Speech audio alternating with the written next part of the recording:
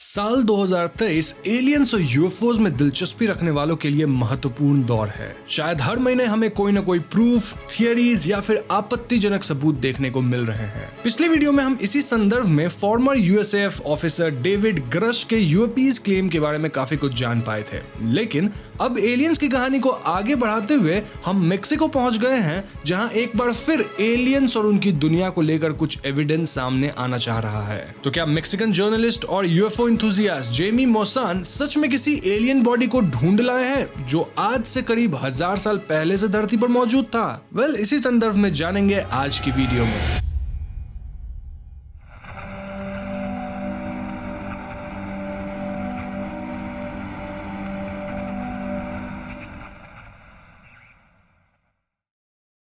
12 सितंबर 2023 को Mexican journalist Jamie मौसान, अब इनका नाम जेमी मौसान है बट हाई में भी प्रोनाउंसिएट हो सकता है मेक्सिको में, जो भी नाम है, वो एलियन फिनोमेना में काफी दिलचस्पी लेते आए हैं। वो मैक्सिकन कांग्रेस के सामने एक बहुत ही गंभीर क्लेम पेश करते हैं और उनके पास ग्लास बॉक्सेस में प्रॉपरली सील्ड और इंटैक्ट 2 टाइनी फॉसिलिफाइड बॉडीज हैं। इन बॉडीज का आकार हॉलीवुड के एलियन रिप्रेजेंटेशन से मेल खाता है, जहां ये ममीफाइड स्ट्रक्चर हैं जिनमें 3 उंगलियां और एक elongated सर का स्ट्रक्चर है। मौसान श्योर है कि ये बॉडीज असल में अनअर्थली बीइंग्स के हैं। सिंपल शब्दों में कहें तो ये एलियन के रिमेन्स हैं। इन रिमेन्स को 2017 में साउथ अमेरिका के पेरू में पाया गया था और मौसान क्लेम करते हैं कि ये कम से कम 1000 साल पुराने अवशेष हैं। अब former US navy pilot Ryan Graves भी इस मीटिंग में मौजूद थे। यहाँ गौर करने वाली बात यह है कि रायन यूएस कांग्रेस के उस मीटिंग में भी थे जहां डेविड ग्रश थे। जुलाई के उस मीटिंग में ग्रश ने यूएपी साइटिंग्स को ग्रोसली अंडर रिपोर्टेड करार दिया था,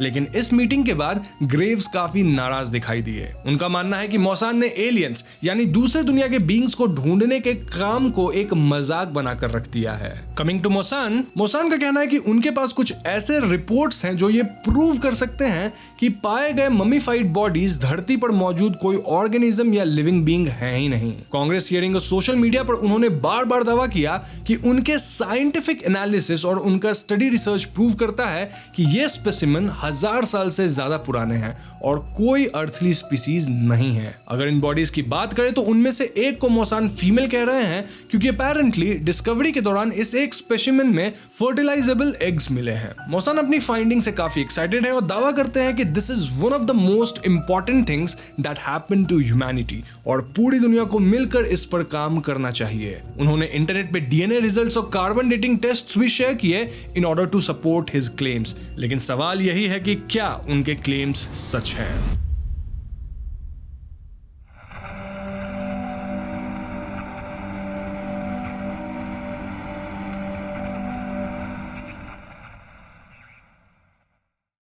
मौसान ने कमेटी को कार्बन डेटिंग टेस्ट्स और डीएनए रिपोर्ट्स दिखाए हैं जिनके अनुसार ये बीइंग्स अर्थ के एटमॉस्फेयर को बिलोंग नहीं करते, लेकिन रियूटर्स के कहने पर जब इन टेस्ट्स को एक मैक्सिकन साइंटिस्ट द्वारा टेस्ट किया गया तो उनका कहना था कि ये रिपोर्ट साफ तौर पे अर्थ के नॉर्मल लाइफ पर बेस्ड हैं, ना कि कोई एक्स्ट्रा टेरेस्ट्रियल लाइफ पर। इस बात के सामने आने पर मौसान अपने क्लेम्स में हेरा फेरी करते हुए नजर आए, जहां अब वो कहते हैं कि असल में ये टेस्ट रिपोर्ट्स इन बॉडी के नहीं बल्कि इन्हीं के जैसे दिखने वाले दूसरे ममीफाइड रिमेन्स के हैं जो उसी जगह पेरू में पाए गए थे, जिनका नाम विक्टोरिया था। उनका कहना है कि इन बॉडीज पे जानबूझ के टेस्टिंग्स नहीं की गई बिकॉज ऐसा करने पे इनके डैमेज होने के चांसेस ज्यादा थे। अब भले ही मौसान अपने एलियन प्रूफ्स पे कितने भी श्योर हो, लेकिन इस घटना ने उनके फाइंडिंग्स और हिस्ट्री को चक्रव्यूह में फंसा दिया है। रिपोर्ट्स की मानी तो साइंटिस्ट्स और स्पेस कम्युनिटी का मानना है कि ये सिर्फ मनगढ़ंत कहानी है। जी हाँ, एक फ्रॉड है या फिर शायद कोई डिस्गस्टिंग क्रिमिनल स्टंट है। पेरू के रिस्पेक्टेड बायो एंथ्रोपोलॉजिस्ट एल्सा टोमास्टो का कहना है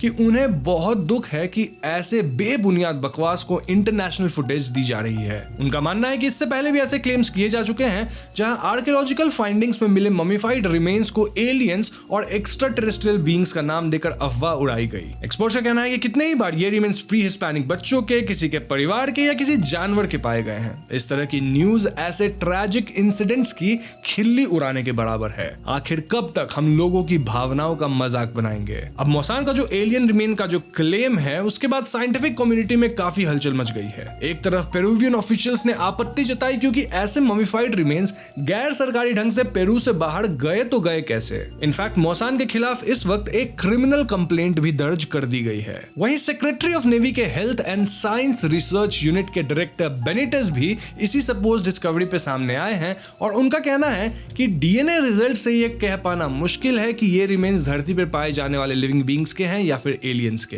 लेकिन दूसरी तरफ मेक्सिकोज नेशनल ऑटोनोमस यूनिवर्सिटी के नामचीन साइंटिस्ट जूलिएटा फियरोसाफ कहती हैं कि डीएनए में मौजूद कार्बन 14 एविडेंस से यह पाया गया है कि इन रिमेन्स में अलग अलग ममीज के ब्रेन और स्किन टिश्यूज पाए गए हैं। उनका कहना है कि अगर ये रिमेन्स सचमुच अनअर्थली होते तो कार्बन 14 की मात्रा अर्थ के एटमॉस्फेयर की मात्रा से मेल नहीं खाती, प्रूविंग कि मौसान के क्लेम्स सच नहीं है। झूठ और सच के क्लेम्स के बीच नासा से भी इस बारे में पूछा गया और नासा ने अपना रिस्पॉन्स ग्रश की भांति मेंटेन रखा, सेइंग कि अगर सचमुच ये एलियन रिमेन्स हैं तो वर्ल्ड साइंटिफिक कम्युनिटी को दिखाओ, टेस्ट करवाओ, सिर्फ बातें करने से क्या होगा।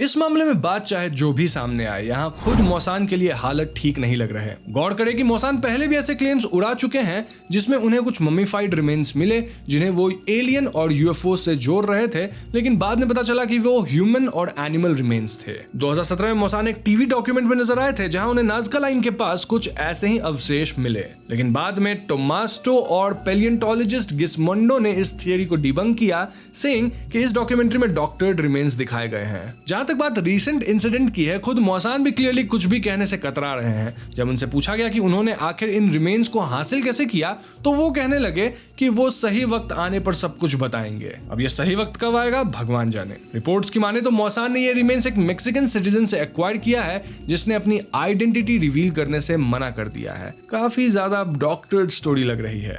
ओवरऑल अभी तक तो यही लग रहा है कि ये सब बकवास है जो कि फेम के लिए किया जा रहा है, लेकिन ये कहानी आगे कहां, कब और कैसे टर्न लेगी हम कुछ नहीं कह सकते।